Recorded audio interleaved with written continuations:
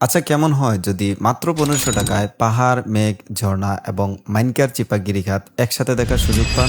সাথে এরকম একটা লাক্সারি রুমে পরিবার কিংবা বন্ধু-বান্ধব নিয়েও থাকতে পারেন এবং এই ১৫০০ টাকার মধ্যেই যদি ইনক্লুডেড থাকে পাহাড়িদের লোকাল মানুষদের রান্না করা ৪ বেলা পাহাড়ি সব লোকাল খাবার, তাহলে তো ব্যাপারটা খুবই দারুণ হয়, তাই না?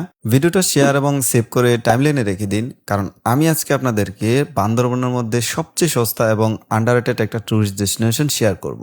আর হ্যাঁ, এখানে কিন্তু চাইলে আপনারা মাত্র ২৯০ টাকা জন প্রতি ক্যাম্পিং করে থাকতে পারবেন।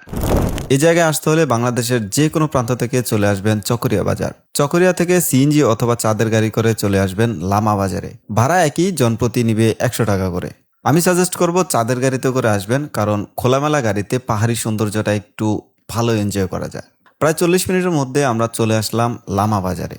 লামা বাজার থেকে চাইলে আপনারা সরাসরি রিসোর্টে বাইকে করে চলে যেতে পারেন, অথবা আপনারা যদি ফ্যামিলি কিংবা বন্ধু-বান্ধব বেশি হন তাহলে তাদের নিজস্ব চাঁদের গাড়ি আছে, সেটাও বুক করে নিতে পারেন। কিন্তু আপনি যদি একজন অ্যাডভেঞ্চার প্রেমী হয়ে থাকেন তাহলে লোকাল গাড়িতে করে চলে আসবেন সাপমারাজিরি। এখান থেকেই শুরু হবে ট্রেকিং। ট্রেকিং এর পথটা এতই সুন্দর যে আপনি কখনোই ক্লান্ত হবেন না। পাহাড়ের মাঝে মাঝে এমন কিছু জায়গাও রয়েছে যেগুলো দেখলে আপনার আপনি মনে হয় ভুল করে মেঘালয়ের ব্যাম্বো ট্রেকে চলে আসছেন। পাহাড়ি জঙ্গলের ভেতর দিয়ে খুবই মনোমুগ্ধকর একটা দৃশ্য উপভোগ করতে করতে এবং এরকম কিছু উপদেশমূলক বাণী দেখতে দেখতে মাত্র ১৫ মিনিটের মধ্যে আমরা চলে আসি এই চাঁদের পাহাড় অ্যাডভেঞ্চার রিসর্টে। আর আসার সাথে সাথেই আমাদেরকে ধরিয়ে দেওয়া হয় ওয়েলকাম ড্রিঙ্কস। প্রথম দেখায় এই রিসোর্টটির আমি একদম প্রেমে পড়ে যাই। সমুদ্রপৃষ্ঠ থেকে প্রায় ১৮০০ ফুট উচ্চতায় এই রিসোর্টটি অবস্থিত, যেটার উচ্চতা প্রায় সাজেকের সমান। এবং এই রিসোর্টের এখান থেকে পাহাড়ের কিছু অসাধারণ সৌন্দর্য দেখা যায়। বিশেষ করে নীলগিরি, ডিম পাহাড় সহ চিম্বুক রেঞ্জের বড় বড় সব পাহাড়গুলো এখান থেকে দেখা যায়। এরপর আমরা রুমে গিয়ে ফ্রেশ হয়ে নেই। আমরা যে রুমটা নিয়েছিলাম এটা একটা প্রিমিয়াম মানের কাপল রুম। এছাড়াও এখানে আরো অনেকগুলো পড হাউস এবং ডুপ্লেক্স রুম আছে, যেগুলোতে আপনারা বন্ধুবান্ধব কিংবা ফ্যামিলি নিয়ে অনায়াসে থাকতে পারবেন এবং প্রতিটা রুম থেকে উপভোগ করতে পারবেন পাহাড়ের সব অসাধারণ ভিউ। এছাড়াও এখানে রয়েছে শৈশবের মাঠ, যেখানে বন্ধু বান্ধবরা মিলে ক্রিকেট, ফুটবল সহ আরো অন্যান্য খেলাধুলাও করতে পারবেন। আর হ্যাঁ, এখানে কিন্তু বিদ্যুৎ, পানি, নেটওয়ার্ক সবই পাবেন। ও হ্যাঁ, এখনো তো আসল জিনিসই দেখানো হয়নি। রুমে একটু ফ্রেশ হয়ে আমরা বের হই এই রিসোর্টের সব থেকে সুন্দর জায়গাটি এক্সপ্লোর করতে।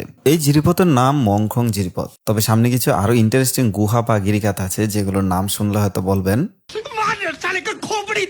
প্রকৃতির সাথে মিশিয়ে হাঁটতে থাকি। এই জায়গাগুলো এতই সুন্দর যে আপনি প্রথম দেখায় প্রেমে পড়ে যেতে বাধ্য হবেন। পিওর একটা অ্যাডভেঞ্চারের ফিল পাবেন এখানে। এরকম একটা র নেচার, সাথে ঝিঝি পোকার ডাক, একটা পিসফুল ভাইব আছে। ১৫ মিনিট জিরিতে হাঁটার পর শুরু হয় টিং টিং গিরিপথ। আর এই জায়গাটির নাম মাইনকার চিপা, যেখানে স্পেস বলতে শুধু আমার শরীরটুকুই, আর এখানে এক্সট্রা কোনো জায়গা নেই। এত সুন্দর একটি পিসফুল জায়গা যা আপনাদেরকে বলে বোঝাতে পারবো না। আর হ্যাঁ, এই জায়গাটির নাম চিচিং। ওটাই এই নামকরণ, কারণ এই জায়গার সামনে আর যাওয়ার জায়গা নেই। এখান থেকে একটু পিছনে ব্যাক করে মাত্র ১০ মিনিট হেঁটেই আমরা চলে আসলাম ঝর্ণায়। এই ঝর্ণাটির নাম চন্দ্র ঝর্ণা। ঝর্ণাটি দেখতে ছোট হলেও পরিবেশটা ছিল অনেক সুন্দর।